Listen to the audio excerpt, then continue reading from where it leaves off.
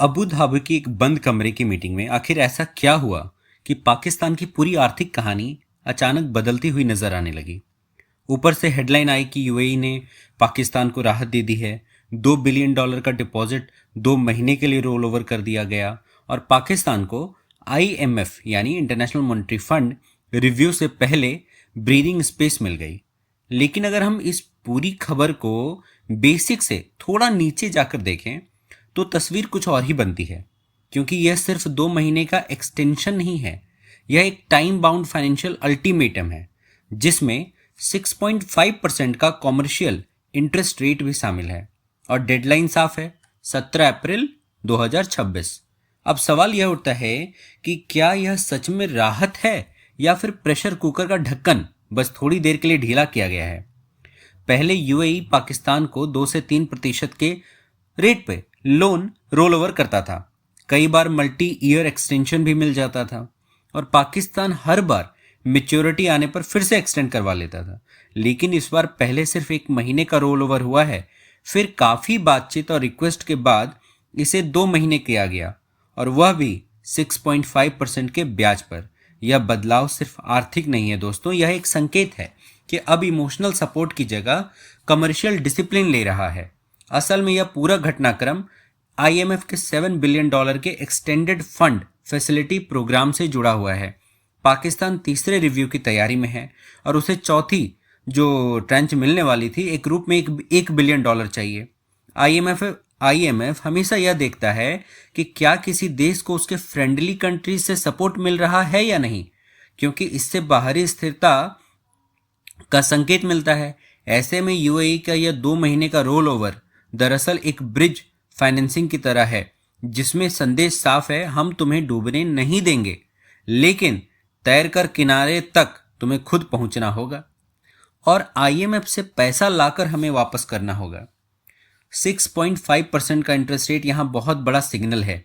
Diplomatic landing में ब्याज दर सिर्फ आर्थिक टर्म नहीं होती, वह राजनीतिक संदेश भी देती है। जब रेट 2 से 3% था तो वह भाईचारे का प्रतीक था। जब वही रेट 6.5% हो जाता है तो वह बताता है कि अब रिश्ते में दूरी आ चुकी है और जोखिम की कीमत वसूली जाएगी। यह एक तरह से कह रहा है कि अब पाकिस्तान को उसी तराजू पर तौला जाएगा जिस पर एक सामान्य उधार लेने वाला को तौला जाता है। इस पूरे मामले में खाड़ी की राजनीति भी अहम है। पाकिस्तान लंबे समय से सऊदी अरब और यूएई के बीच संतुलन बनाकर चलते आया है। दोनों से आर्थिक मदद लेता रहा और दोनों के साथ रणनीतिक रिश्ते बनाए रखना चाहता रहा।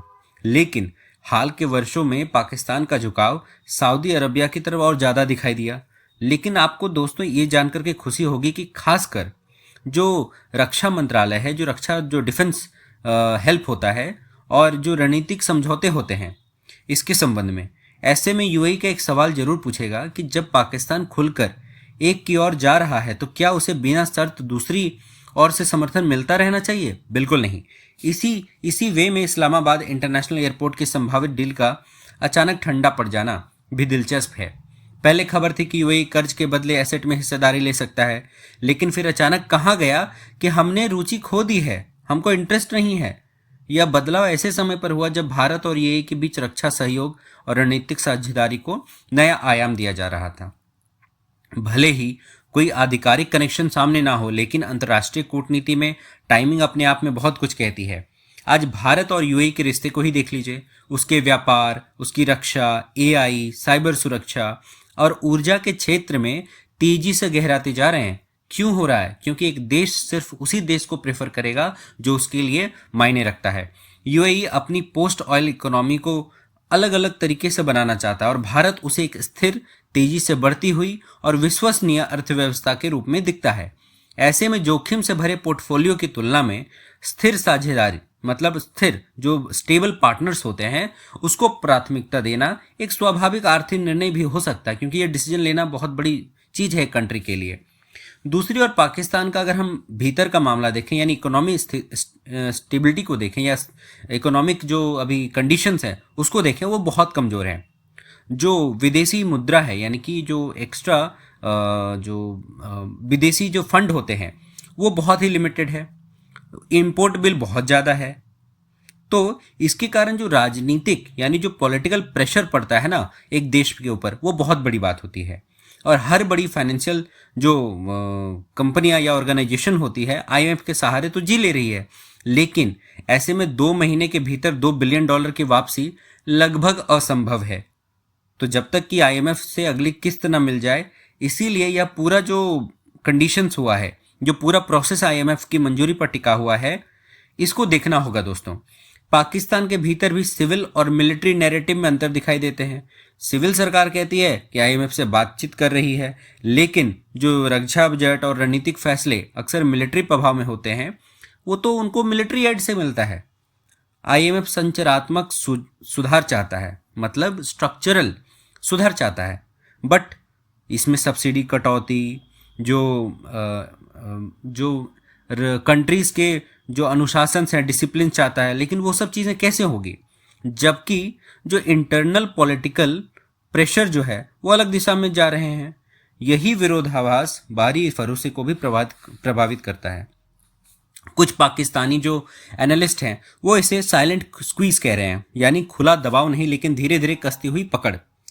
कम समय में रोल ओवर, ऊंचा ब्याज, एसेट डील का रुकना, वीजा रिजेक्शन की खबरें, ये सब संकेत देते हैं कि समर्थन अब सशस्त्र है। हालांकि इसे पूरी तरह से सजा कहना भी जल्दबाजी होगा, क्योंकि यूएई अभी भी पाकिस्तान को डूबने नहीं दे रहा, बल्कि बेसिक ढंग से अफलोट रख रहा है।